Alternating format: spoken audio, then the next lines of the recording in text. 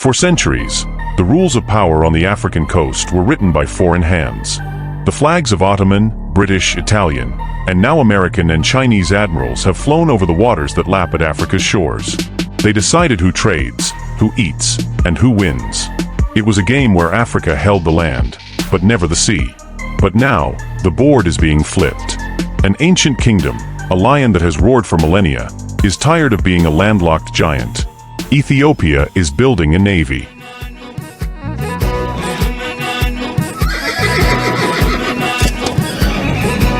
And this is not just about ships. It is the first move in a bold play to reclaim a stolen destiny.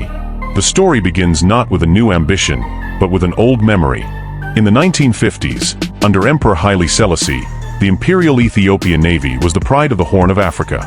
It was modern, well-trained, respected, a symbol of an Africa that could stand on its own. It patrolled the Red Sea, not as a guest, but as a guardian. But history, as always, is a cruel tide. With Eritrea's secession in 1993, Ethiopia lost its coastline. Overnight, its navy became a relic, its ships scattered, its sailors sent home. The lion was declawed, its roar silenced by geography. For 3 long decades, Africa's second most populous nation, a civilization older than Rome, was trapped inland, forced to knock on a neighbor's door just to reach the sea. That neighbor is Djibouti.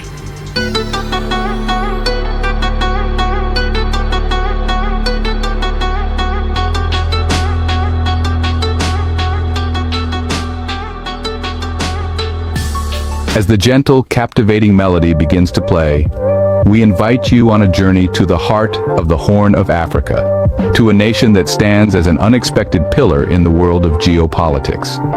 A country that may not be commonly mentioned, but its global significance cannot be understated. The nation we are about to explore is none other than Djibouti, a small country with a global impact that extends far beyond its size. In this vast landscape, Djibouti stands as the embodiment of the old saying, "Size doesn't matter." Often overlooked due to its petite geographical footprint, Djibouti is a beacon for nations across the globe, quietly earning its title as the Bridge of Nations. A country where diverse cultures collide and evolve, and where global interests aren't just prioritized, they're woven. Djibouti is a home of several foreign military bases, mainly due to its strategic location at the southern entrance of the Red Sea, a key transit point for global shipping. Yet Djibouti is one of the smallest countries in Africa, with a land area of 23,200 square kilometers. It has a high urbanization rate, with more than 3/4 of the population living in urban areas. The majority of the population, more than 500,000 people, live in the capital, Djibouti City. Djibouti's population is made up of the following ethnic groups: Somali, 60%; Afar, 35%; Other, 5%, mostly Yemeni Arab, also French, Ethiopian, and Italian. Djibouti is also known as the world's largest salt reserve. Lake Assal is located 155 meters below sea level in the Afar Depression. This is a place where the military bases of superpowers have taken up residence. They spread across the country, establishing themselves firmly like trees in a forest, marking their territory, churning the wheels of geopolitics.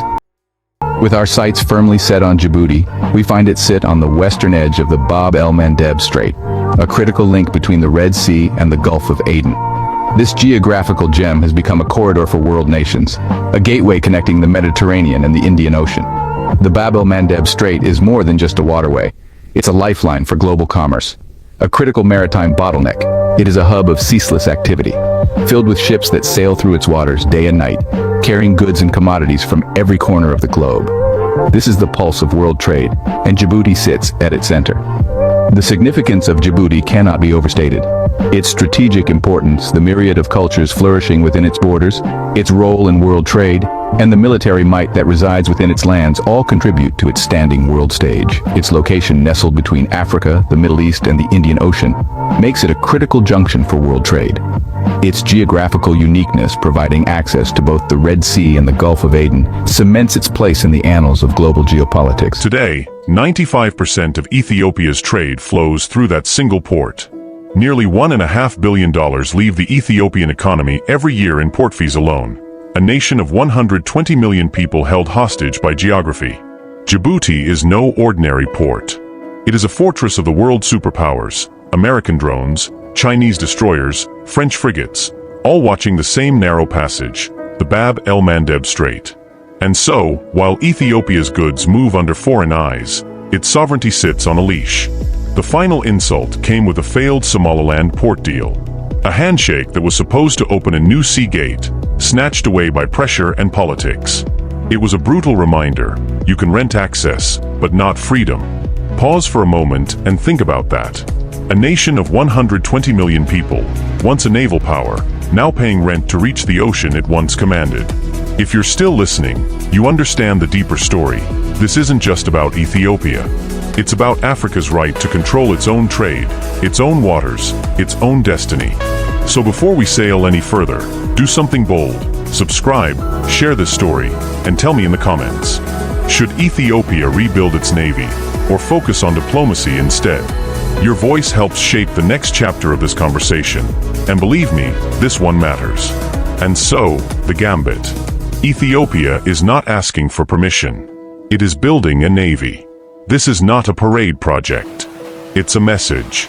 A force of drone boats, missile ships, and marines, not built for global conquest, but for one sacred goal: to secure Ethiopia's access to the Blue Nile and the Red Sea.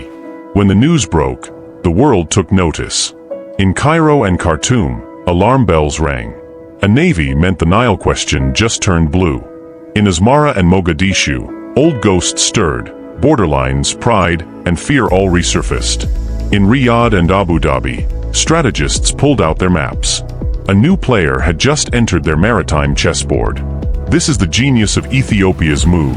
It's not just military, it's psychological. It tells the world, we are no longer content to be surrounded. We are coming back to the coast. Ethiopia's naval rebirth is more than a defense project. It's the loudest declaration yet in Africa's long struggle for strategic independence. From the Sahel to the Sahara, nations are rewriting their contracts with power, saying enough to dependency. The Red Sea will not always be a foreign lake. Because this time, the story won't be written in London, Washington, or Beijing, but in Addis Ababa. The lion is no longer pacing behind borders. It is turning toward the sea, patient, focused, ready. They thought the lion was caged by land. They were wrong. A new tide is rising, and this time, Africa will be the one to steer the ship.